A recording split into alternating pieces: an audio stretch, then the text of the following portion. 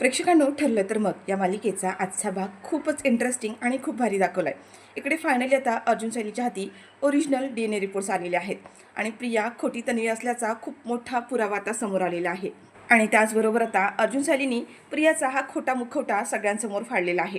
प्रियाचं सत्य सगळ्यांसमोर आणत प्रियाचे एक एक गुन्हे सगळ्यांच्या समोर उघडे केलेत. पण एवढंच नाही, प्रियाने जाता जाता अशी काही चूक केली आहे की सायलीला समजलेलं आहे की खरी तन्वी कोण आहे आणि सायली आता खऱ्या तन्वीपर्यंत पोहोचणार आहे. तर इकडे जेव्हा ज्या क्षणी आता रविराजांना समजले की प्रिया आपली मुलगी नाही आहे, खोटी तन्वी आहे, आणि त्यानंतर रविराज आणि पूर्णाजीने प्रियाला जी काही अद्दल घडवली आहे, प्रिया पूर्ण आयुष्यात विसरणार नाही. तर प्रेक्षकांनो, आजचा भाग खूप इंटरेस्टिंग आहे, त्यामुळे थोडाही स्किप न करता शेवटपर्यंत पहा. आणि चॅनलवर नवीन असेल तर चॅनल आत्ताच सबस्क्राईब करून व्हिडिओला लाईक करायला सुद्धा विसरू नका. इथे प्रिया आता पळून जात असते, पण पळून जाताना तिला मंजिरी आणि रमा दोघांनी सुद्धा पकडले आणि त्या दोघींना पकडून त्यांनी पोलिसांना इन्फॉर्म केलेलं आहे. आणि पोलीस आता प्रियाला पुन्हा एकदा सुभेदारांच्याच घरी घेऊन आले. आता ते इन्स्पेक्टर सावंत सांगत असतात की ह्या पनवेल सोडून पळून जाण्याचा प्रयत्न करत होत्या. सायली म्हणते की अगं प्रिया, तू पनवेल सोडून काय, हा देश सोडून सुद्धा आता बाहेर जाऊ शकत नाही. मी इतकी माणसं माझी गोळा करून ठेवलेत, इतकी माणसं माझ्या पाठीशी आहेत ना, की तू ह्या पनवेलच्या काही घराच्या बाहेर पण एक पाऊल ठेवू शकत नाहीस. अश्विन म्हणत असतो की हिचे आणखीन कोणकोणती रूपं पाहायला मिळणार आहेत काय माहीत. एवढं सगळं होऊन सुद्धा तिला जराही पश्चाताप नाही आहे. आपल्या गोष्टींचा पश्चाताप करून माफी मागावी आणि आपल्या चुका सुधारण्याचा प्रयत्न करावा असं अजूनही जराही हिला वाटत नाही आहे. कल्पना म्हणत असते ही मुलगी घरात आहे तोपर्यंत आपल्याला काय काय बघावं लागणार आहे, काय काय सहन करावं लागणार आहे काय माहीत. कल्पना म्हणते हिला घेऊन जा ना आमच्या घरातून, एकदाच घेऊन जा, डोक्यावरचा ताप जाऊ दे आमच्या. प्रियाची आता पुन्हा 30 नाटकं सुरू होतात. सायली म्हणते आई टेन्शन घेऊ नका, फक्त 6 तास, 6 तासात ह्या मुलीचा खरा मुखवटा मी सगळ्यांसमोर फोडणार आहे आणि हिला कायमची अद्दल घडवणार आहे. प्रिया मात्र इकडे आता घाबरलेली असते. प्रिया म्हणते की माझा प्रत्येक वार अनसक्सेस होतोय, मला ह्यानी पनवेलच्या बाहेर सुद्धा जाऊ दिलं नाही, आता मला आयुष्यभर जेलमध्ये सडावं लागणार आहे का. सायलीने मला 6 तासाची वॉर्निंग दिली, म्हणजे उद्या मला पोलीस घेऊन जाणारच, पण 6 तास म्हणजे तिच्या हातात DNA टेस्टचे रिपोर्ट्स येणार आहेत का. असं झालं तर माझं काही खरं नाही आहे. आणि इकडे आता अर्जुनला त्याच वेळेला ज्या लॅबमध्ये ह्याने DNA टेस्टचे रिपोर्ट्स करायला ब्लड सॅम्पल दिलेलं असतं तिथून फोन आलेला आहे डॉक्टरांचा. आणि ते डॉक्टर म्हणत असतात की सर तुमचे रिपोर्ट्स रेडी आहेत, उद्या सकाळीच मी तुमच्या घरी रिपोर्ट्स घेऊन येतो. अर्जुन म्हणतो फॅन्टॅस्टिक, म्हणजे आता प्रियाला एक्सपोज करण्यापासून आपल्याला कोणी थांबू शकत नाही. जो रिपोर्ट आपल्याला हवा होता, पुरावा हवा होता, तो आपल्याला सकाळीच मिळणार आहे. सायली म्हणते आता कसलाही वेळ घालवायचा नाही, प्रियाचा खरा चेहरा सगळ्यांसमोर यायलाच हवा. तुम्ही आत्ताच्या आत्ता रविराज काका आणि प्रतिमा त्याला फोन करा आणि सकाळीच त्यांना आपल्या घरी बोलावून घ्या. असेही पोलीस सकाळी 6 नंतर प्रियाला घेऊन जातीलच, पण त्याआधी तिचा हा खरा चेहरा सगळ्यांसमोर आपल्याला आणायचाच आहे. इकडे अर्जुन प्रतिमा आणि रविराज यांना फोन करतो आणि त्यांना सकाळी लवकरच घरी यायचा निरोप देतो. इकडे पहाटे सकाळीच अर्जुन सायलीने सगळ्यांनाच हॉलमध्ये बोलावलेलं असतं. आधीच त्याने पोलिसांना सुद्धा बोलावलेलं आहे, म्हणजे पोलीस ऑलरेडीच प्रियाच्या पहाऱ्यावर असतातच. आता इकडे सायली येते आणि प्रियाला सगळ्यांसमोर फरफटवतच रूममध्ये घेऊन येते हॉलमध्ये आणि सगळ्यांसमोर प्रियाच्या एक कानाखाली मारते. हा सगळा प्रकार बघून सगळ्यांनाच आता आणखीन एक मोठा शॉक बसलाय. आता ह्या मुलीने आणखीन काय करून ठेवलं असणार आहे. पूर्णाजी म्हणतात की सायली अगं काय झालं, सांगशील का, आता आणखीन हिने काय उपद्व्याप करून ठेवलेत. अर्जुन सायलीला म्हणतो की सायली हा विषय खूपच नाजूक आहे, पूर्णाजींना ह्या गोष्टीची कल्पना असायला हवी. सायली म्हणते तुम्ही काळजी करू नका.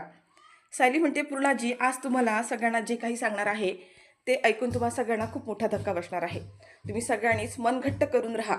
आज जे सत्य मी तुमच्या समोर आणणार आहे त्या सगळ्याचा सगळ्यात जास्त त्रास तुम्हाला होणार आहे. आणि पूर्णाजी जे सत्य तुमच्या समोर येणार आहे त्याच्यामुळे तुम्हाला झालेला त्रास हा मला सहन होणार नाही आहे. मला माहिती आहे आत्तापर्यंत आपल्या घरामध्ये बऱ्याच गोष्टी झाल्या, बऱ्याच तुम्हाला त्रास झाला, पण आज जी गोष्ट तुम्हाला कळणार आहे त्याच्याने तुम्हाला खूप मोठा धक्का बसणार आहे. आणि या सगळ्यामध्ये तुम्हाला त्रास झालेला मला अजिबात चालणार नाही आहे. पूर्णाजी तुम्ही मला वचन द्या, कितीही मोठी गोष्ट असली तरी तुम्ही स्वतःला त्रास करून घेणार नाही. पूर्णाजी म्हणतात की आत्तापर्यंत एवढं सगळं ह्या मुलीचे रूपं पाहिलेत ना, आता कशाचीही भीती वाटत नाही. आता काही घडलं तरी सहन करायची ताकद आहे माझ्याकडे. रविराज प्रतिमासुद्धा समोर येतात आणि म्हणतात की हो सायली, जे काही सत्य असेल ते आम्हाला सांगून टाक. काय आहे ना, आम्हाला आता ह्या असे धक्के पचवायची सवय झाली आहे, आमचा विचार नको करूस. प्रिया मात्र आता ते सायलीवर चिडते आणि म्हणते सायली बस झाली तुझी नाटकं. आत्तापर्यंत सगळ्यांना माझ्या विरोधात फितवलं तू, पण आता बस कर. अजून किती खोटेपणा करणार आहेस आणि किती मला सगळ्यांसमोर खाली पडणार आहेस. सायली म्हणते की आज पुराव्यासकट मी तुला सगळ्यांसमोर तुझा मुखवटा सगळ्यांसमोर फाडणार आहे.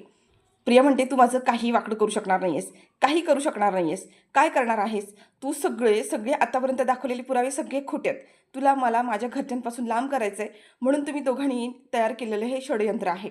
आणि तेवढ्यातच आता डॉक्टर येतात, म्हणजे ज्यांच्या लॅबमध्ये अर्जुनने DNA टेस्टसाठी रिपोर्ट पाठवलेले असतात, त्यांनी DNA टेस्टचे रिपोर्ट्स आणलेले आहेत आणि ते अर्जुन सालीच्या हाती दिले आहेत.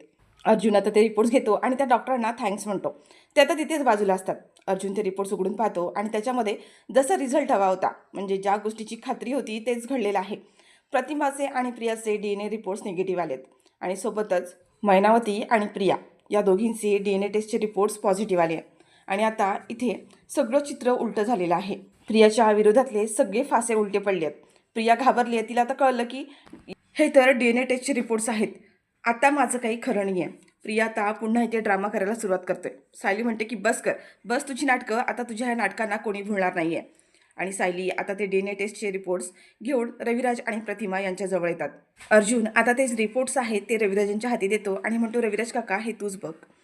रविराज आता ते रिपोर्ट्स घेतात आणि पाहतात त्यांच्या पायाखालची जमीन सरकली आहे. रविराज एका क्षणात खाली कोसळणार असतात. प्रतिमा म्हणते, हो काय झालं? रविराज म्हणतात की काही नाही, अजून काय पाहायला मिळणार होतं? आणि अर्जुन सायली हे काय आहे? सायली म्हणते, रविराज काका स्वतःला सावरा, पण आज तुमच्यासमोर जे काही आहे तेच खरं सत्य आहे. इतके दिवस आम्ही याच गोष्टीच्या मागावर होतो आणि फायनली ते सत्य आता सगळ्यांच्या समोर आलेलं आहे. रविराज पूर्णपणे हादरले आहेत. त्यांना कळतच नाही की हे सगळं काय आहे. सायली म्हणते की रविराज काका हे सत्य आहे. ही मुलगी इतके दिवस आपल्या सगळ्यांना फसवतीये. तिने आम्हालाच नाही, तुमच्याही प्रेमाचा, तुमच्या आईपणाचा, तुमच्या बाबापणाचा हा अपमान केलाय. तिने सगळ्यांनाच फसवलंय. पूर्णा आजींचा सुद्धा विश्वासघात केलाय. पूर्णा आजीने स्वतःची नात म्हणून तिच्या प्रत्येक चुका पाठीशी घातल्या. पण आपलं दुर्दैव. आता इथे अश्विन म्हणतो की रविराज काका काय आहे या रिपोर्टमध्ये? अश्विन पुढे येतो आणि रविराजांच्या हातातले ते रिपोर्ट्स घेतो आणि अश्विनला सुद्धा खूप मोठा धक्का बसलाय. म्हणजे ही मुलगी खोटारडी तर होतीच, एवढा खोटेपणा. प्रियाचे हे DNA रिपोर्ट्स बघून अश्विनला सुद्धा मोठा धक्का बसलाय. प्रताप म्हणतात, अरे काय आहे, आम्हाला तरी कळेल का ह्या रिपोर्ट्समध्ये काय आहे, कसले रिपोर्ट्स आहेत हे? प्रिया तर इथे रविराजांच्या पाया पडायला सुरुवात करते. त्यांना म्हणते, बाबा प्लीज मला माफ करा, हे सगळं खोटं आहे, ही अर्जुन सायली खोटं बोलतात, प्लीज तुम्ही माझ्यावरती विश्वास ठेवा. रविराज म्हणतात की हे रिपोर्ट्स खोटं बोलतायत. अगं तू मुलगी खोटारडी आहेस हे आम्हाला केव्हाच माहीत झालं होतं आणि तू माझी मुलगी नाही आहेस हे मला प्रत्येक वेळेला क्षणोक्षणी वाटत होतं की माझी मुलगी अशी असू शकत नाही, पण ते आज सिद्ध झालंच आहे. रविराज आता इथे सगळ्यांसमोर सांगतात की ही माझी मुलगी नाही आहे. इतके दिवस मी फक्त ही गोष्ट म्हणत होते की ही मुलगी माझी नाही आहे, पण आज अक्षरशः ते सिद्ध झालंय. ही मुलगी खोटारडी आहे, तोती आहे, इतके दिवस आपल्या सगळ्यांना फसवलंय. आणि रविराजांनी प्रियाचा हा खोटारडेपणा, खोटा मुखवटा सगळ्यांसमोर आणलाय. पण ज्या क्षणी पूर्णाजीला कळतं प्रिया खोटारडी आहे, त्या क्षणी पूर्णाजीने उठून प्रियाच्या एक सणसणीत कानाखाली लावली आहे. सायलीला वाटतं की पूर्णाजींना ही गोष्ट ऐकून खूप मोठा धक्का बसेल, पण प्रियाने आतापर्यंत केलेली एवढी कारस्थानं आहेत त्याच्या पुढे हे सगळं काहीच नाही. ही मुलगी काय लेवलची असू शकते? पूर्णाजीने प्रियाच्या कानाखाली मारत तिला आत्ताच्या आत्ता घराच्या बाहेर काढा. ही मुलगी माझ्या घरासमोर सुद्धा नको आहे, माझ्या डोळ्यासमोर सुद्धा नको आहे. सायली म्हणते, पूर्णाजी एवढंच नाही आहे, ह्या मुलीने अजून बरेच कारस्थानं केली आहेत आणि ती आज सगळी कारस्थानं मी तुमच्या समोर आणणार आहे. प्रियाचा हा एक नवा आणि वेगळा चेहरा बघून सगळेच हादरले आहेत. म्हणजे ही मुलगी इतके दिवस खोटी तन्वी बनून आपल्या घरात राहतेय, वावरते आणि आपल्याला ह्या गोष्टीचा अंदाजही नाही, कोणाला साधा संशयसुद्धा आला नाही. रविराज तिथे अर्जुन सायलीला म्हणतात, पण अर्जुन सायली तुम्हाला कसं कळलं की ही प्रिया तन्वी नाही आहे ते? त्यावर आता अर्जुन म्हणतो की ज्या वेळेला नागराजला अटक झाली आणि त्याने जी कोडं घातलं होतं त्या कोडाचं उत्तर शोधताच आम्हाला हे कळलं की प्रिया खरी तन्वी नाही आहे आणि त्या कोड्याचं उत्तरसुद्धा हेच होतं. तेव्हापासूनच आम्ही तिच्या मागावर होतो, तिच्या प्रत्येक गोष्टीवर लक्ष ठेवून होतो आणि तिच्या विरोधात पुरावे गोळा करत होतो. हे असं करत आता अर्जुन सायलीने त्यांच्याकडे असलेले प्रियाच्या विरोधातले सगळेच्या सगळे पुरावे रविराजांना दाखवलेत. प्रियाने आतापर्यंत एक नाही तर अनेक गुन्हे केलेत. आमचा जो काही अपघात झाला होता तो अपघात दुसरा तिसरा कोणी नाही तर तो अपघातसुद्धा प्रियानेच घडून आणला होता, हे सुद्धा आता अर्जुन सायलीने सगळ्यांना सांगितलं. प्रिया तिथे जाते आणि रविराजांची पाय पकडते आणि म्हणते की बाबा प्लीज मला माफ करा, हे सगळं खोटं आहे हे सगळं, तुम्ही प्लीज ह्या दोघांवर विश्वास ठेवूच नका. अर्जुन सायली पूर्णपणे खोटं बोलतात आणि हे रिपोर्ट्ससुद्धा खोटे आहेत, हे रिपोर्ट्स खरे नाही आहेत. आता इथे रविराज म्हणतात की ह्या मुलीला आत्ताच्या आता घेऊन जा. आता पोलीस प्रियाला तिकडे पकडतात, पण प्रिया मात्र ऐकायला तयार नाही आहे. प्रिया रविराजांचे पुन्हा पाय पकडते आणि म्हणते की नाही बाबा प्लीज मी खरं सांगते, हे सगळं खोटं आहे, हा अर्जुन सायलीचा खोटेपणा आहे हा सगळा. आणि त्यानंतर शांताचा झालेला खून, हा खूनसुद्धा प्रियानेच केलेल्याचा आता अर्जुन सायलीने सगळ्यांसमोर सांगितलेला आहे. रविराज खूप वैतागलेले असतात. म्हणत काय काय अजून मला ऐकावं लागणार आहे. सायली म्हणते ह्या मुलीच्या प्रत्येक पापाची लिस्ट आम्ही काढलेली आहे आणि प्रत्येक पापाचा आमच्याकडे पुरावा आहे. हिला आता तिच्या प्रत्येक गुन्ह्याची शिक्षा मिळणार आहे. प्रिया म्हणते की तू माझं काही वाकडं करू शकणार नाहीयेस. मी तुझ्या प्रत्येक गोष्टीचा बदला घेईन. अर्जुन सायली मी तुम्हाला सोडणार नाही आहे. तेवढ्यातच रविराज म्हणतात की ही मुलगी तन्वी नाही आहे, तर मग मग आमची मुलगी कुठे आहे? आमची तन्वी कुठे आहे? अर्जुन सायली तुम्हाला माहिती आहे का आमची तन्वी कुठे आहे? आता मात्र अर्जुन सायलीकडे या प्रश्नाचं उत्तर नसतं. सायली म्हणते की रविराज काका, तन्वी कुठे आहे हे आम्हाला माहीत नाही, पण एवढं मात्र नक्की की तन्वी अजूनही अस्तित्वात आहे, ती या जगात आहे. कारण आम्ही जेव्हा DNA टेस्टचे रिपोर्ट्स करायला पाठवले तेव्हा प्रियाने सॅम्पल बदलण्याचा प्रयत्न केला आणि त्यावेळेला तिने खऱ्या तन्वीचे तिथे DNA सॅम्पल आणले होते. याचा अर्थ खरी तन्वी कोण आहे या मुलीला माहिती आहे. आणि जसं या मुलीला माहिती आहे तसंच नागराज काकाला सुद्धा खरी तन्वी कोण आहे हे माहिती आहे. आता मात्र जेव्हा हे सायली बोलत असते तेव्हा प्रिया मोठमोठ्याने हसायला लागते आणि म्हणते की सायली, तू मला उद्ध्वस्त केलंस, पण मी तुम्हा लोकांना कधीच सुखाने जगू देणार नाही. आणि खरी तन्वी कोण आहे हे तुम्हाला कधी कळूसुद्धा देणार नाही आहे. खरी तन्वी कोण आहे हे तुम्ही कितीही शोधण्याचा प्रयत्न केलात तरी तुम्ही तिच्यापर्यंत कधीच पोचणार नाही आहेत. कारण तुमचं कसं झालं आहे, काकेत कळसा आणि गावाला वळसा अशी अवस्था झाली आहे तुमची. त्याच्यामुळे तुम्ही खऱ्या तन्वीपर्यंत कधीच पोचू शकणार नाही. आता प्रिया जेव्हा असं म्हणते तेव्हा सायलीला कळत नाही की काकेत कळसा आणि गावाला वळसा असं म्हणाली म्हणजे तन्वी आपल्या आसपासच आणि जवळच कुठे आहे का? ज्या अर्थी प्रियाने हे असं बोलली याचा अर्थ तन्वी आपल्या आसपास कुठेतरी जवळ आहे. कोण असेल तन्वी? पण आता इथे सायलीने प्रियाला चॅलेंज केलंय. एक महिन्याच्या आत खऱ्या तन्वीला मी तुझ्यासमोर आणून उभी करेन. तू किती कटकारस्थळ कर, किती लपवण्याचा प्रयत्न कर, पण खऱ्या तन्वीला मी तुझ्यासमोर आणून उभं करणार आहे. सायलीला आता प्रिया म्हणते की प्रयत्न करून बघ, तू खऱ्या तन्वीपर्यंत कधीही पोचू शकणार नाहीये. तर इकडे रविराज म्हणतात की ह्या मुलीला आत्ताच्या आता माझ्या नजरेपासून चालतं व्हायला सांगा. रविराज आणि प्रतिमा या दोघांना आता या गोष्टीचा आनंद तर आहेच की ही प्रियासारखी खोटारी मुलगी आपल्या पोटी जन्माला आली नाहीये. आणि रविराज म्हणतात की अर्जुन सायली, माझा तुमच्यावर पूर्ण विश्वास आहे. आमच्या मुलीला तुम्ही आमच्यासमोर नक्कीच आणाल आणि आमची तन्वी आम्हाला नक्कीच मिळणार आहे.